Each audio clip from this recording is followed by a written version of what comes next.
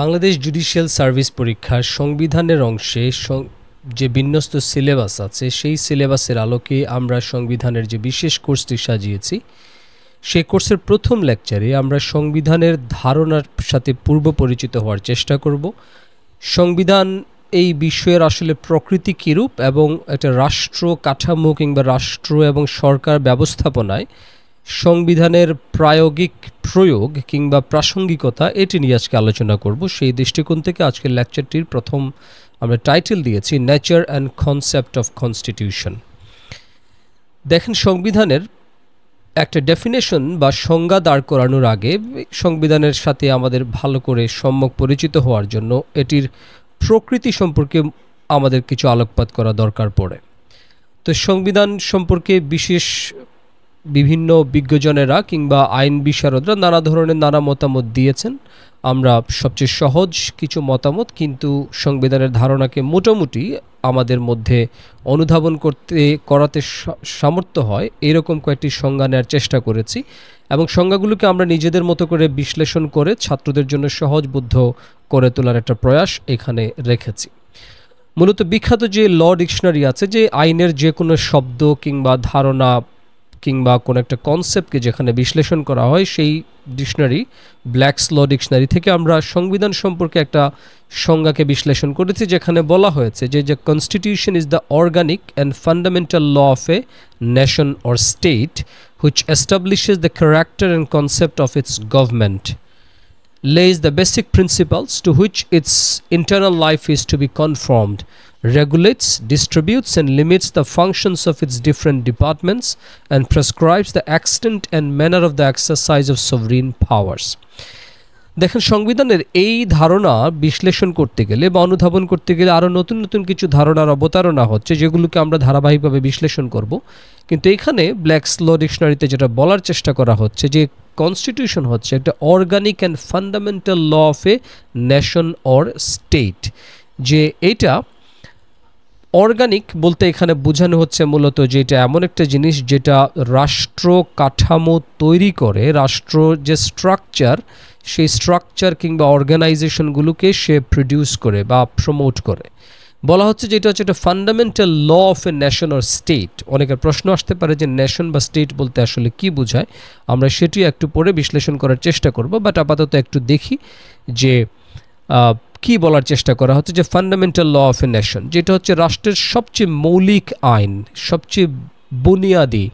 সবচেয়ে ভিত্তিমূল্যে যে আইনটি কাজ করে সেটি, এবং এই আইনের একটা কার্যকারিতা পরবর্তীতে বলা হচ্ছে যে which establishes the character and conception of its government. যে রাষ্ট্রের যে সরকার, একটা রাষ্ট্র পরিচালনার জন্য একটা সরকারের প্রয়োজনীয়তা থাকে, ওই সরকারের যে ধারণা, কনসেপশন এবং সেই সরকারের চরিত্র, এইটাকে সংবিধান আসলে প্রতিষ্ঠিত করে। একটা রাষ্ট্রের সরকারের রূপ কীরকম হবে, সেই সরকার আসলে কার্যপরিধি বা কর্মপন্থাটা কিভাবে নির্ধারিত হবে, সেগুলো মূলত সংবিধানে বলা থাকে। আমরা বিস্তৃত আলোচনার মাধ্যমে পরবর্তীতে জানতে পারব।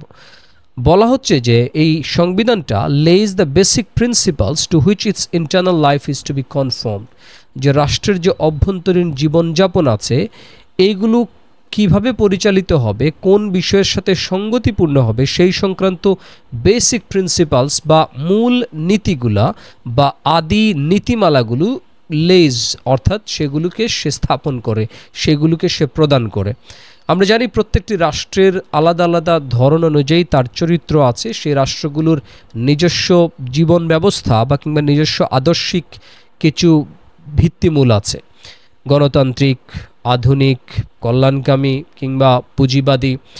নানা ধরনের। একটা রাষ্ট্রের সংবিধানে মূলত ওই রাষ্ট্র আসলে কোন আদর্শকে সামনে রেখে সে তার চরিত্রগুলো ঠিক করবে সেগুলো বলে দেয়া থাকে। বলা হচ্ছে যে its regulates, distributes and limits the functions of its different departments. যে রাষ্ট্রের যে বিভিন্ন গুরুত্বপূর্ণ ডিপার্টমেন্ট বা অর্গানগুলো আছে, আমরা পরে জানার চেষ্টা করব যে একটা রাষ্ট্রের আসলে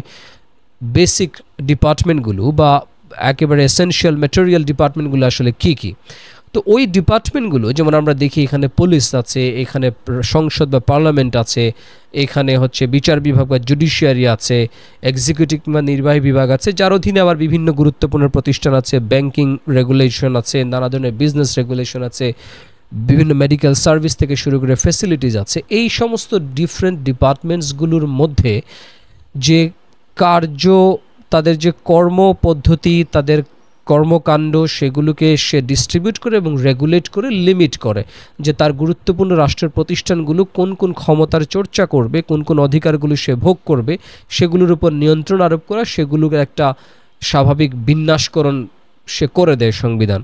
বলা হচ্ছে যে সংবিধান prescribes the extent and manner of the exercise of sovereign powers, যে রাষ্ট্রের সার্বভৌম যে ক্ষমতা যেটি আছে, সেই ক্ষমতাটা কোন পদ্ধতিতে প্রয়োগ হবে, চর্চিত হবে, ভোগ হবে, সেটার পদ্ধতি, ম্যানার এবং এক্সটেন্ট বা পরিধি, অর্থাৎ সেটার সীমারেখাকে সে নির্ধারণ করে দেয়। এখানে একটি নতুন ধারণার অবতারণা হয়েছে যে সভরিন পাওয়ার বলতে আসলে কি বোঝায় বা সার্বভৌম ক্ষমতা আসলে কি। আমরা সেটিকেও আজকের লেকচার ভালো করে অনুধাবন করার জন্য পরবর্তীতে আরেকটি প্রাসঙ্গিক আলোচনা রাখব। ব্ল্যাকস ল ডিকশনারিতে যে সংবিধানের সংজ্ঞা দেওয়া হয়েছে, এর ঠিক কাছাকাছি আরেকটা সংজ্ঞা দেওয়া হচ্ছে ডুরহেমস ল ডিকশনারিতে, যেখানে বলছে যে constitution is the basic fundamental law of a state, যে একটা রাষ্ট্রের একেবারে মূল এবং মৌলিক আইন হচ্ছে সংবিধান। ল, আইন, এই শব্দটার প্রতি আমাদের একটু মনোযোগ তৈরি করা দরকার। বলছে যে which sets out how the state will be organised, যে লটা আসলে সেটস আউট, এই রূপরেখা দেয় যে how the state will be organised, একটা রাষ্ট্র কিভাবে অর্গানাইজড হবে, এটা কিভাবে প্রতিষ্ঠিত হবে, পরিচালিত হবে, কোনভাবে রাষ্ট্র তার যাবতীয় কার্যক্রমগুলোকে পরিচালনা করবে, এই যাবতীয় জিনিসগুলোকে একটা শব্দে এখানে বলার চেষ্টা করা হচ্ছে, যে অর্গানাইজেশন অফ দ্য স্টেট, যে রাষ্ট্রের গঠন কাঠামো, রাষ্ট্রের বিন্যাস, রাষ্ট্রের কর্মপন্থা, কর্মপরিধি, এই সমস্ত জিনিস। এবং ওই সংজ্ঞা থেকে আমরা কাছাকাছি একটা ধারণা পাই, যেখানে বলা হচ্ছে the powers and authorities of government between different political units and citizens, যে রাষ্ট্রের যে বিভিন্ন রাজনৈতিক যে ইউনিটগুলো আছে, রাজনৈতিক যে প্রতিষ্ঠানগুলো আছে বা ছোট ছোট রাজনৈতিক যে সত্তাগুলো আছে, সেইগুলো এবং তার সিটিজেন্স, তার নাগরিকদের মধ্যে যে ক্ষমতা, পাওয়ার্স এবং অথরিটিস, যে কর্তৃত্বের এই কর্তৃত্ব এবং ক্ষমতা নাগরিক এবং রাজনৈতিক প্রতিষ্ঠানগুলোর মধ্যে, এগুলোকে সে ডিস্ট্রিবিউট করে দেয়, এগুলোর মধ্যে সমন্বয় সাধন করে, যে রাষ্ট্রের কোন প্রতিষ্ঠান কোন ধরনের ক্ষমতার চর্চা করবে, নাগরিকদের আসলে এখানে কি কি অথরিটিস এবং পাওয়ার থাকবে। তার মানে এখানে রাইটস অফ দ্য সিটিজেন বা নাগরিকদের অধিকারের কথা বলা হচ্ছে। হুবহু একই রকম আর একটা সংজ্ঞা দেওয়া হয়েছে যে ওয়েবস্টার্স নিউ ওয়ার্ল্ড ল ডিকশনারিতে, যেখানে বলা হচ্ছে যে the constitution is the fundamental and organic laws and principles of a country or state that create a system of government and provides a basis against which the validity of all other laws is determine, যে সংবিধান হচ্ছে রাষ্ট্রের ওই organic আইন এবং ওই নীতিমালাসমূহ, principles of a country ও স্টেট, একটা দেশ কিংবা রাষ্ট্রের ওই নীতিমালাসমূহ, যে নীতিমালাগুলো আসলে create a system of government, একটা সরকার ব্যবস্থার সৃষ্টি করে, এবং প্রোভাইড এ বেসিস, এবং এমন একটা নীতি বা ভিত্তি সৃষ্টি করে, against which the validity of all other laws is determine, যার বিপরীতে ওই রাষ্ট্রে কিংবা দেশে যে সমস্ত আইন কানুনগুলো, নিয়ম নীতিগুলো, বিধিবিধানগুলো তৈরি হয়, সেগুলোর ভ্যালিডিটি বা বৈধতা আসলে সে তৈরি করে। অর্থাৎ সংবিধান হচ্ছে এমন একটা ফান্ডামেন্টাল ল বা অর্গানিক ল, যে ল থেকে ওই রাষ্ট্রের অন্যান্য সকল আইনের ভ্যালিডিটি বা অন্যান্য সকল আইনের বৈধতা সৃষ্টি হয় বা অন্যান্য সকল আইনের বৈধ উৎস হিসেবে সে কাজ করে। তাহলে এই তিনটা সংজ্ঞাকে যদি আমরা একসাথে বিশ্লেষণ করি বা একসাথে সমন্বয় সাধন করি, তাহলে দেখতে পাই যে মূলত প্রত্যেক জায়গায় যেটি বলার চেষ্টা করা হয়েছে, যে সংবিধান আসলে হচ্ছে একটা রাষ্ট্র কিংবা একটা দেশের, কান্ট্রি, ন্যাশন ও স্টেট, যদি এই তিনটি শব্দের মধ্যে কিছুটা ফারাক বা পার্থক্য আছে, বলা হচ্ছে যে এই রাষ্ট্র কিংবা স্টেটের একটা ফান্ডামেন্টাল ল, একটা অর্গানিক ল, অর্থাৎ ওই রাষ্ট্র মূল আইন, এবং ওই আইনটাই মূলত তৈরি করে দেয় যে ওই রাষ্ট্রের চরিত্র কীরকম হবে, ওই রাষ্ট্রের সরকারের ধরন বা প্রকৃতি বা রূপ কীরকম হবে, ওই রাষ্ট্রের আদর্শিক অ্যাসপিরেশন কিংবা আদর্শিক আকাঙ্ক্ষাগুলো কী হবে, এবং ওই রাষ্ট্রের যে ক্ষমতার চর্চাগুলো হয় রাষ্ট্রের গুরুত্বপূর্ণ প্রতিষ্ঠানগুলো এবং তার নাগরিকদের মধ্যে, সেই ক্ষমতার পরিসীমা, সীমারেখা, পরিধিটা নির্ধারণ করে দেয়। পাশাপাশি সেই ক্ষমতার চর্চা করতে গেলে সেটার উপর একটা লিমিট কিংবা রেস্ট্রিকশন আরোপ করে এবং সার্বভৌম ক্ষমতাটা কিভাবে চর্চিত হবে সেই বিধিবিধানগুলো সে প্রোভাইড করে। এবং আরেকটা গুরুত্বপূর্ণ কথা আমরা একদম সর্বশেষ সংজ্ঞায় পাই, যে সর্বশেষ আলোচনায় যে ওয়েবস্টার্স নিউ ওয়ার্ল্ড ল ডিকশনারিতে, যে এটা হচ্ছে আসলে এমন একটা প্রিন্সিপাল বা এমন একটা বেসিক ল বা fundamental law based on every other law is validated, যেটার ভিত্তিতে ওই রাষ্ট্রের অন্য সকল আইন আসলে বৈধতা পায় কিংবা অন্য সকল আইনের উৎস হিসেবে সে কাজ করে। তো এই আলোচনা থেকে মোটামুটি আমাদের নতুন কিছু শব্দ